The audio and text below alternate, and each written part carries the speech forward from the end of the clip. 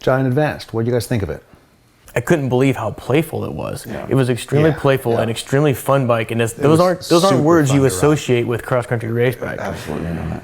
The trail was it was very tight, and you changed direction a lot in many ways. So it was agile in that regard, and had a low bottom bracket, which probably allowed us to dive into those tighter turns, quicker maybe, and with a little more precision.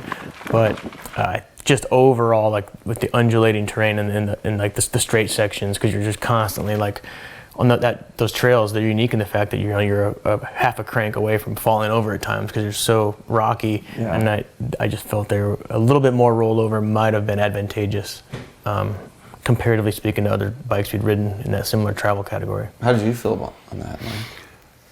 I was kind of surprised by this bike. It's a full XT build. It's more than $4,950, carbon fiber front triangle, aluminum rear triangle.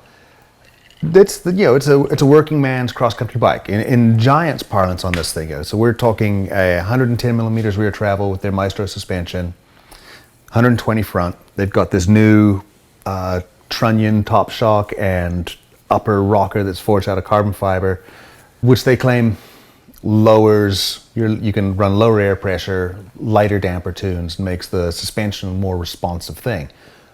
What I noticed about it was, yes, to your point, it felt like the wheels didn't roll quite as well as some of the bigger hoops that we're used to on 29-inch cross-country bikes. At the same time, I didn't feel like it was catching or getting stuck in stuff much, but I felt like that was kind of a component of the suspension. This felt really nice compared to a lot of cross-country suspensions. I'm surprised that I'm saying this. It's still sharp handling.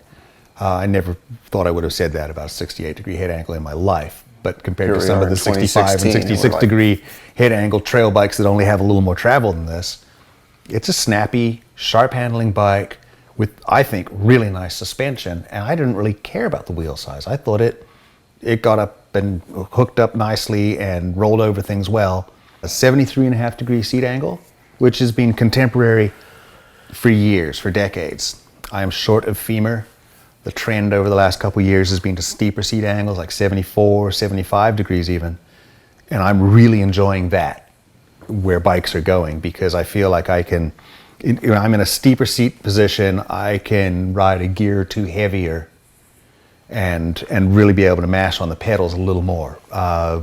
I had the same experience on the climbing, the tight switchbacks, and I just felt like I was too far over the rear wheel. And I had to consciously put a lot of effort on the front end in bikes with the steeper seat tube.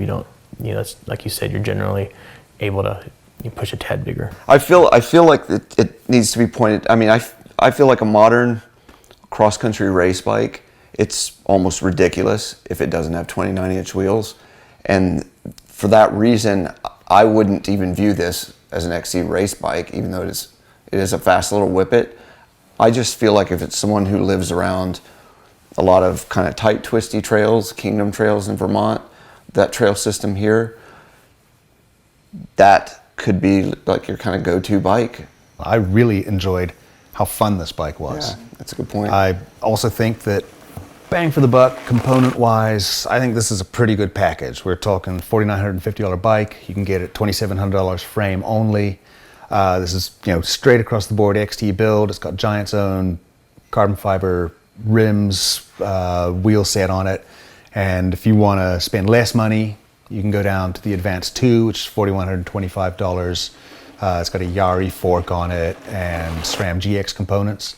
And you want to spend more money, you can go up to the Advanced 0, which is $8,750 and is SRAM Eagle and RCT3 fork. I mean, all three of us had a blast on it seems, just to be clear, but you wouldn't take it seriously as an XC race bike. Well, I think I would.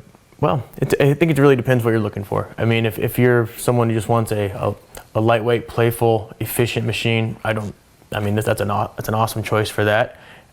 If you're really a diehard racer type, you might want to compare a wheel size or two first before you go for that. But that's personal preference.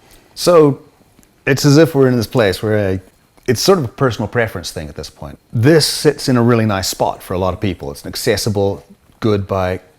I think I think it's a legit cross-country machine. I thought it was really fun to ride, but it also snaps up when you stomp on it, and it has a very sophisticated suspension for a cross-country bike. Oh, yeah. And it can blur the line and also be a good trail bike. So there you have it.